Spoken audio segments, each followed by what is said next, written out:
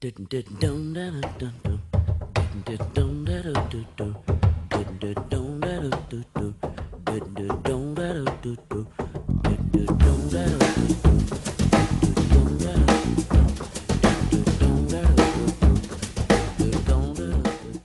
learn a couple of new rudiments. The first rudiment at the top of lesson 9 that we're going to learn is called the single stroke 7. Now this really is kind of a no-brainer because the single stroke 4 and the single stroke 7 use exactly the same techniques, just nice relaxed rebound strokes. Remember that when we started the single stroke 4 we learned how to sing it first. Dig-it-da-da, dig-it-da-da, dig-it-da-da. Single stroke 7, sing it as well, just add another dig-it-da. Dig-it-da-dig-it-da-da. Dig-it-da-dig-it-da-da. Essentially, I'm just going to play what I sing. Now, the single stroke 7 is an alternating rudiment, meaning I started on the right hand the first time, the left hand on the second time.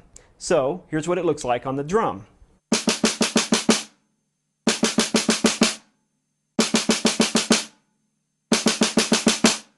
Nice, relaxed rebound strokes that are all even and smooth. Right hand sounds exactly like my left hand. So it's pretty easy exercise or a rudiment to learn. Just go ahead and add that to your daily practice session.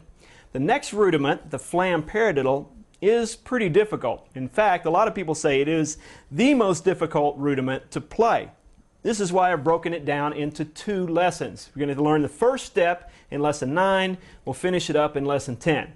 So the first step is getting to where we can play great sounding flams without lifting the grace note. Now remember, when we learned how to play the alternating flam, we always used the upstroke on our grace note. So it looked like this.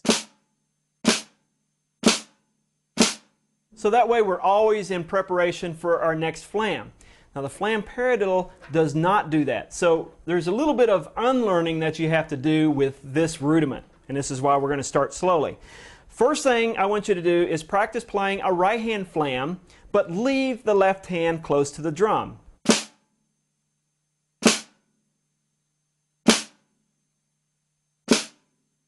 Making sure that every one of my flams looks and sounds correct.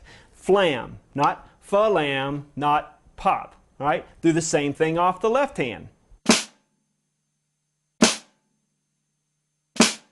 Essentially, I'm just dropping that grace note from about a 1-inch height. Now the next step of this is to play an upstroke on the opposite hand. Now remember, on the paradiddle, when I play the paradiddle, I have a downstroke on the right hand followed by an upstroke on the left hand. Flamadiddle is the same thing, but now I'm adding the flam. So I have a right hand flam followed by a left hand upstroke. Looks like this. Now that's pretty difficult. We've been doing flam taps, so you're so used to going right, right, that a lot of students will do that. So you have to say to yourself, right, left. Practice just doing that for a couple of minutes. Then you're set up to do the same thing on the opposite hand. Left, right. Right, left. We're just going to go back and forth. So here's what the exercise looks like. Rest, rest. Rest, rest. Rest, rest. Rest, rest. May look very simple, but it's just getting used to not playing an upstroke on each one of those grace notes that's a little bit difficult because we've trained our muscles to do something correctly on one rudiment. The next rudiment has you do something completely different. So a little bit of unlearning to be able to learn this one correct. So practice that stage for this entire lesson. In lesson number 10, we'll add the taps that finish the flamadiddle. In our next video lesson, we're going to learn a duet for 2 players.